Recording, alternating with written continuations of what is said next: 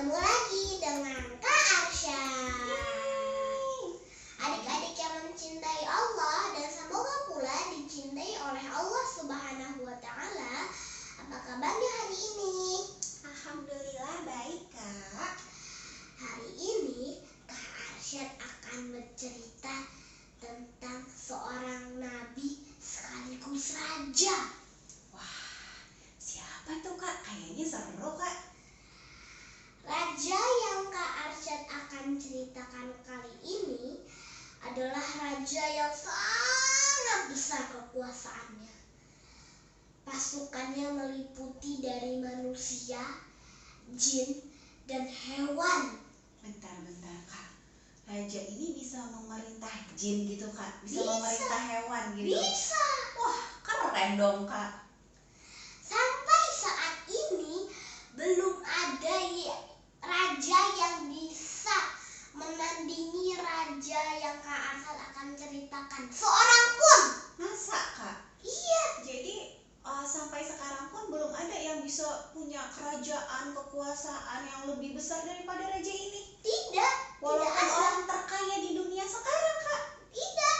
Wow, keren banget. Siapa sih, Kak? Aku jadi penasaran. Istananya nanti di tengah-tengah cerita terbuat dari kaca. Pecah nggak tuh, Kak, istananya, Kak? Enggak, adik-adik.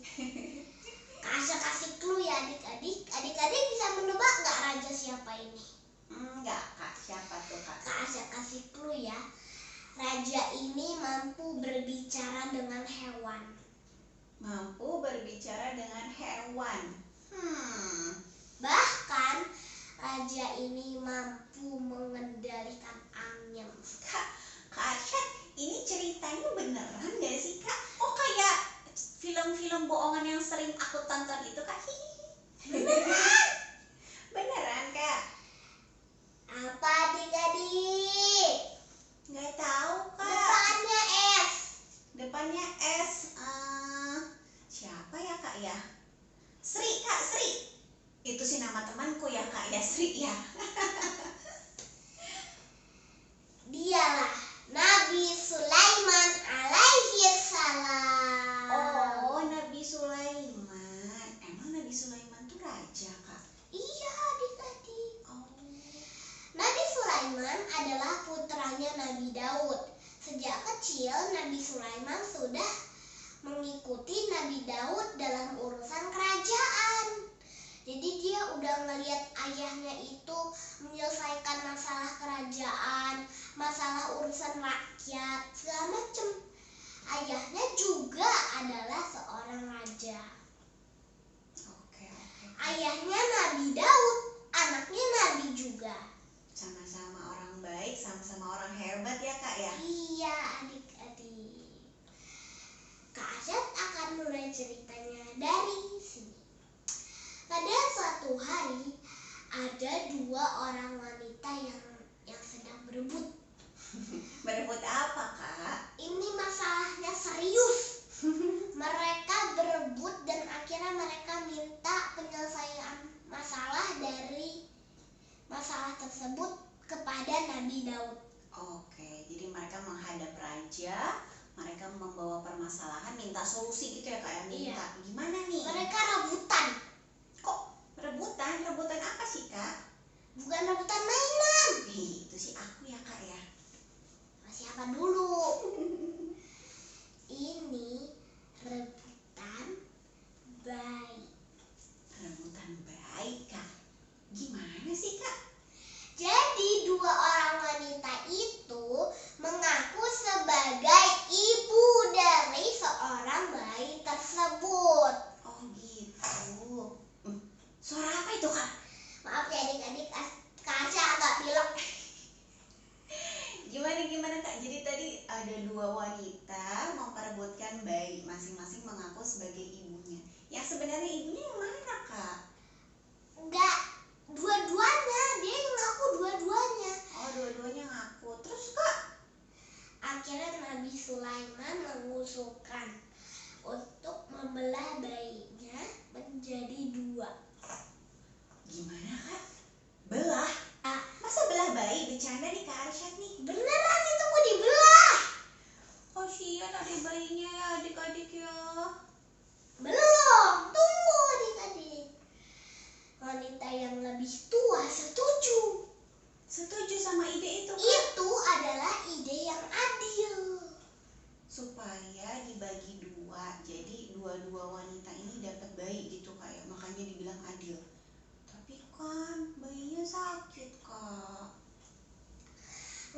lah yang lebih mudah menolak, karena dia tidak mau anaknya disakiti. Nah itu. Nah, jadi dari masalah itu ketahuan mana ibunya.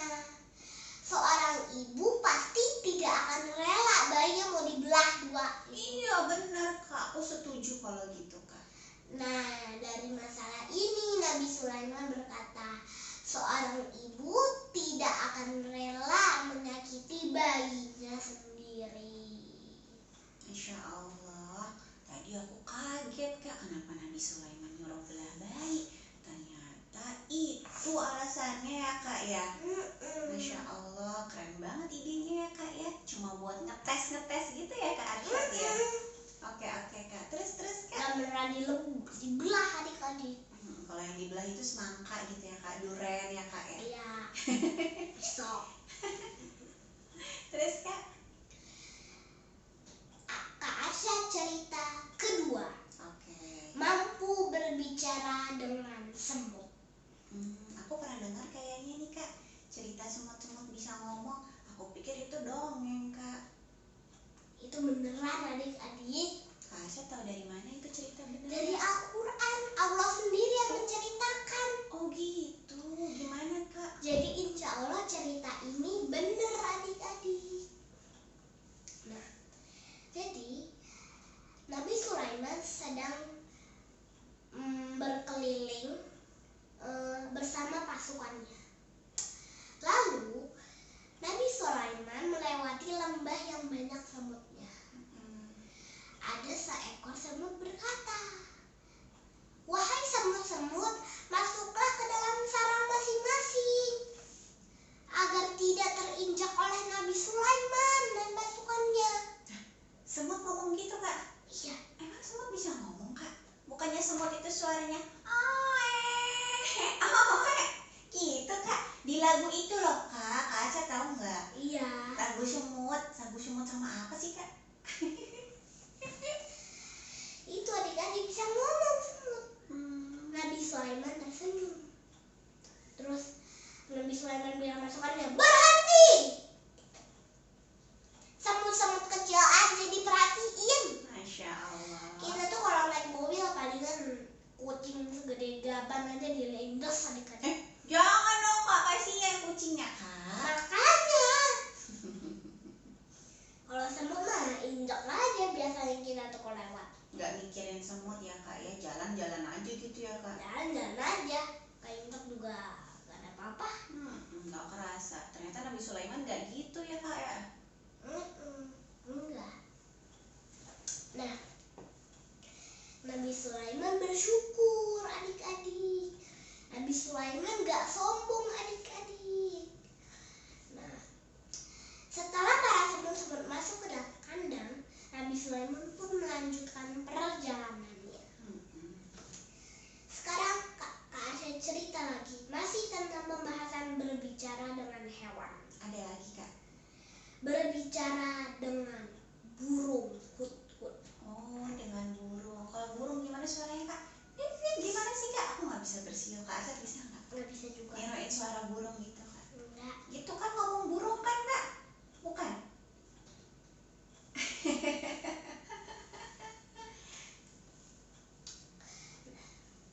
Pada suatu hari, ada seekor burung di kerajaan Nabi Sulaiman yang tak hadir.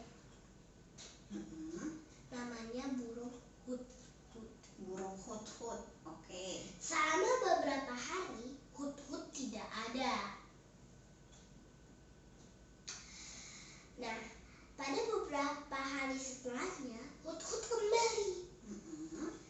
Lalu Nabi Sulaiman dengan suara yang sangat menegangkan pun bertanya, "Dari mana engkau wahai hut-hut?" Dengan ketakutan, burung hut-hut menjawab, "Maafkan aku wahai Nabi Sulaiman, aku baru kembali dari sebuah negeri, aku membawa berita penting." Dia baru berasal dari negeri Sabah. Negeri Sabah. Dia dipimpin oleh Ratu Bilqis. Tapi mereka menyekutukan Allah.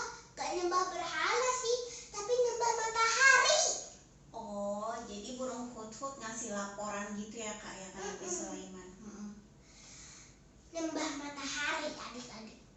menyembah matahari. Mm-mm. Disembah gitu matahari kak. Iya. Matahari kan hilang, nggak ada kalau malam kak, nggak kelihatan. Iya, kalau gitu ngapain disembah? Ngapain ya kak ya? Nah, cerita ketiga, mendakwahi Ratu Bilqis. Oke, jadi tadi habis si burung hut-hut laporan, terus gimana tuh kak kata Nabi Sulaiman ya? Aku masih setengah persen yakin, belum benar-benar yakin Nabi Sulaimannya. Oh, jadi nggak langsung percaya sama Iya. burung hut-hut. Kirimkanlah surat ini ke negeri Sabah. Perhatikanlah apa yang mereka bicarakan. Oh, dikasih misi lanjutan ya kak ya? Iya. Burung hut-hut terbang.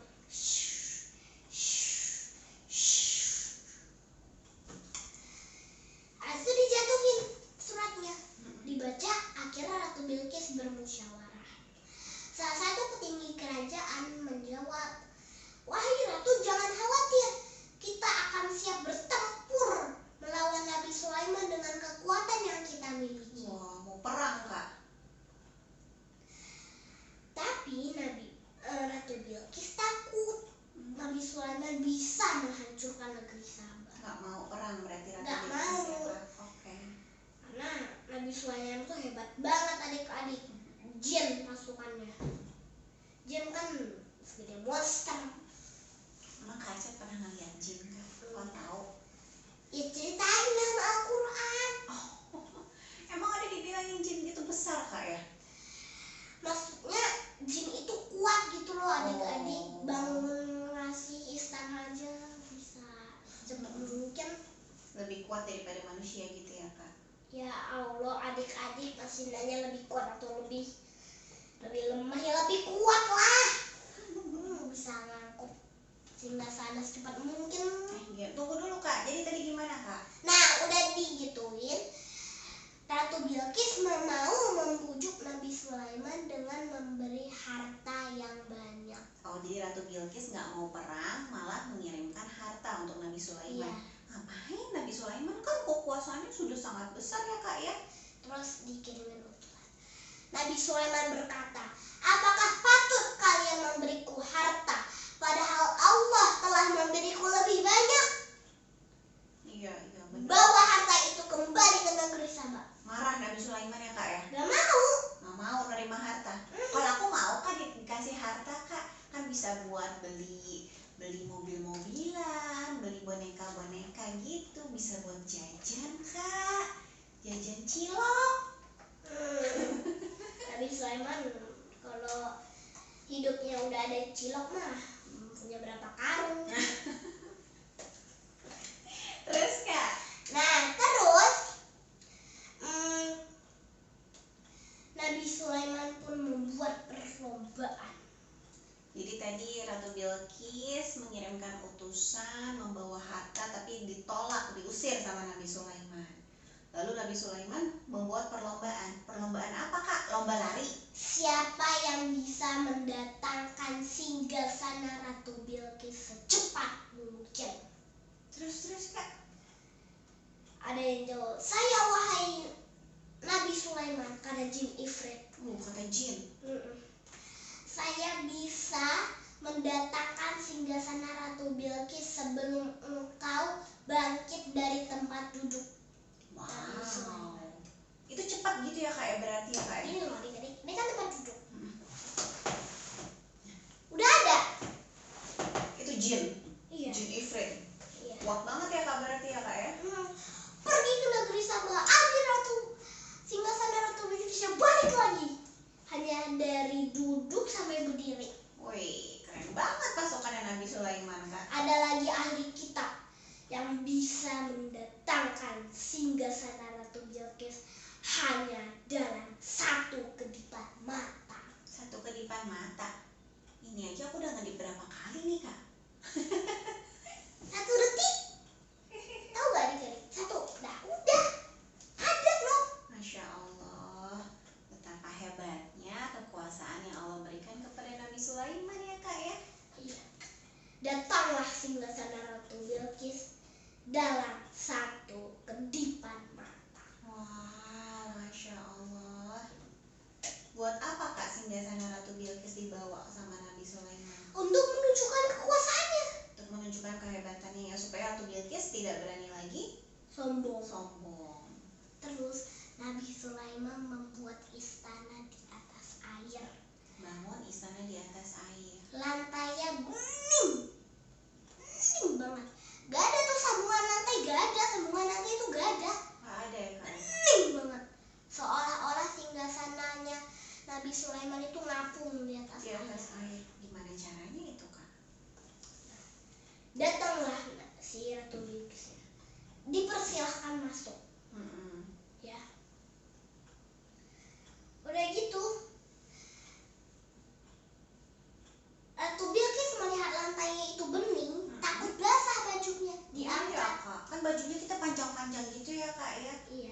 basah karena air dong. Diangkat. Nabi Sulaiman memberitahu bahwa tidak ada air, hanya ada lantai yang bening. Oh, karena terbuat dari apa Kak? Kaca. Istana kaca gitu. Pasti keren dan indah banget ya Kak ya. Palingan kalau kita nginjek kaca udah gombrang. Tapi kalau istananya Nabi Sulaiman pasti kuat banget ya Kak ya. Iya, Yang bangun jin ya Kak ya. Iya. Iya adik-adik gitu. Terus Ratu Bilqis pun akhirnya berkata, aku tunduk kepada Sulaiman dan Tuhan semesta alam Allah. Jadi karena melihat kebesaran kehebatan Nabi Sulaiman yang diberikan oleh Allah, Ratu Bilqis sadar dan tidak lagi sombong. Dia bertobat ya Kak ya.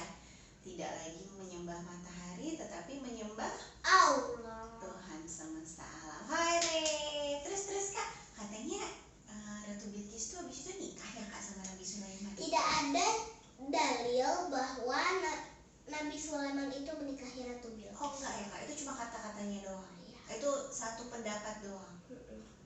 Satu pendapat lain adalah menyebutkan bahwa Ratu Bilqis menawarkan dirinya, tapi Nabi Sulaiman tidak mau.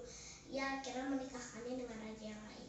Intinya tidak ada dalil yang tepat secara tegas menyebutkan apakah Nabi Sulaiman menikah dengan Ratu Bilqis. Ya udah, nggak penting juga kita mikirin gitu ya Kak ya. Yang penting kan hikmahnya tadi bahwa kita tidak boleh sombong ya Kak ya.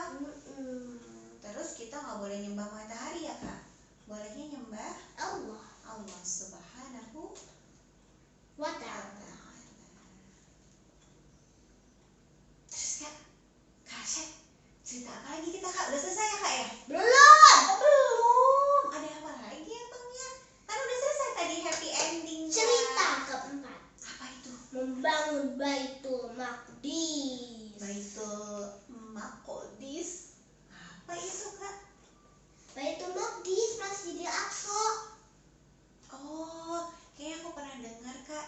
Itu yang di berita-berita itu suka rame bahwa ada negara Israel yang mengusir orang-orang Islam di sana ya Kak ya. Iya. Orang lagi sholat terus diusirin gitu Kak, ditembakin Kak. Ih, jahat banget ya Kak Arsyadnya. Itu kan Masjidil Aqsa ya Kak ya? Iya. Terus ada hubungannya sama Nabi Sulaiman Kak? Nabi Sulaiman yang bangun. Oh, Nabi Sulaiman yang bangun. Gitu adik-adik. Nabi Muhammad SAW bersabda, tidak boleh kalian mencari keberkahan, perjalanan safar untuk mencari keberkahan pada suatu tempat kecuali pada ketiga masjid: Masjidil Haram, Masjidil Aqsa, dan Masjid Nabawi. Tidak boleh mengadakan perjalanan untuk mencari keberkahan. Kok aku suka nonton sama ayah bunda tuh Kak, banyak orang-orang yang ke masjid apa gitu Kak, ke kuburan siapa gitu Kak, katanya nyari keberkahan Kak. Itu gimana Kak? Gak boleh. Gak boleh ya Kak ya? Ya ujung-ujungnya kan bencana lagi. Kenapa bencana Kak? Ya karena ngapain nyari keberkahan ke kuburan? Salah ya Kak ya? Kalau nyari keberkahan itu gimana Kak? Nyari keberkahan itu ya itu tadi, jalan ke masjid itu. Oh, mendingan ke 3 masjid tadi. Tapi kalau belum punya uang gimana Kak? Kan mahal Kak, ke sana jauh. Ya udah, nabung dulu. Jangan jajan cilok dulu ya Kak ya? Jajan cilok sih nggak apa-apa, asal jangan banyak-banyak. Mesti ada sebagian yang ditabung supaya nanti uangnya kekumpul, kita bisa jalan-jalan kemana Kak? Masjidil Haram, Masjidil Aqsa, dan Masjid Nabawi. Amin. Nah, cara urutan pembangunan, yang pertama kali dibangun tuh Masjidil Haram, dibangun oleh Nabi Ibrahim alaihissalam. Yang kedua Masjidil Aqsa, yang dibangun oleh Nabi Sulaiman. Yang terakhir Masjid Nabawi, yang dibangun oleh Nabi Muhammad SAW. Adik-adik, pahala sholat di masjid itu berapa adik-adik? Di masjid biasa? Banyak Kak.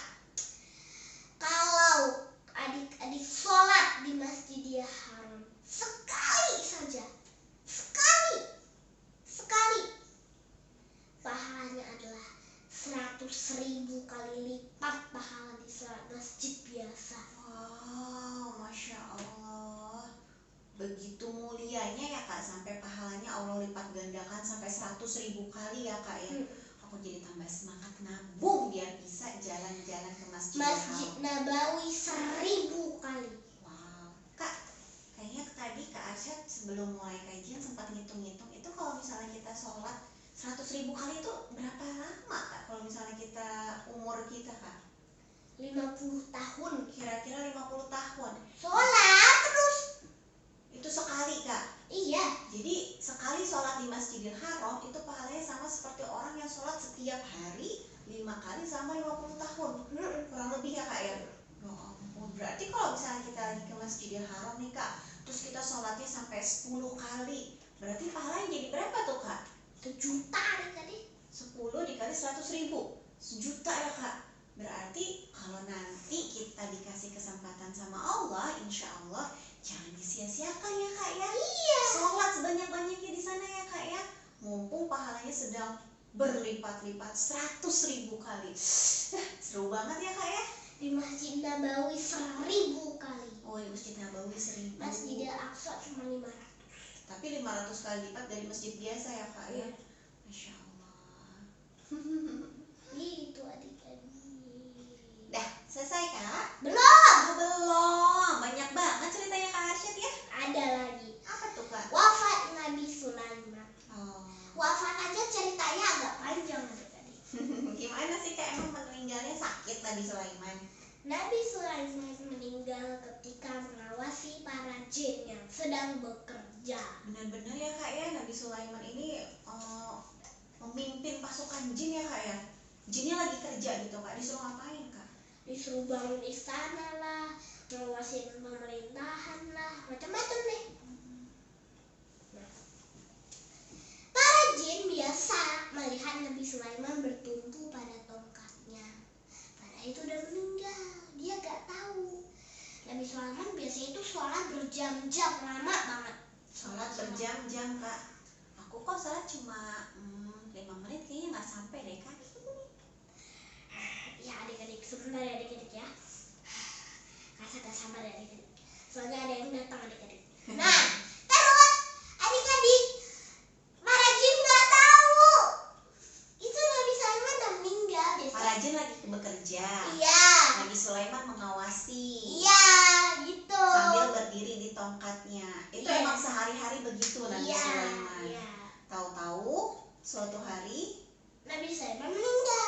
innalillahi wa inna ilaihi raji'un. Tapi nggak jatuh kak meninggalnya. Enggak, karena Oh. bertumpu. Jadi tetap bertumpu pada tongkat, tetap Para berdiri. jin ketakutan pas melihat Nabi Sulaiman lagi Takut ngawasin. kenapa? Oh takut kalau misalnya mereka main-main nanti dimarahin Nabi Sulaiman. Oke.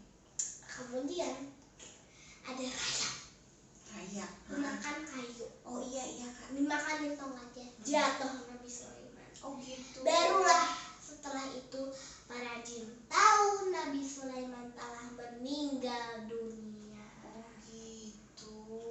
Para jin itu berarti takut, patuh banget sama Nabi Sulaiman ya kak ya. Masya Allah. Keren kak ceritanya. Ada lagi kak? Udah. Oh udah. Alhamdulillah. Seru banget Kak Arsyad ceritanya.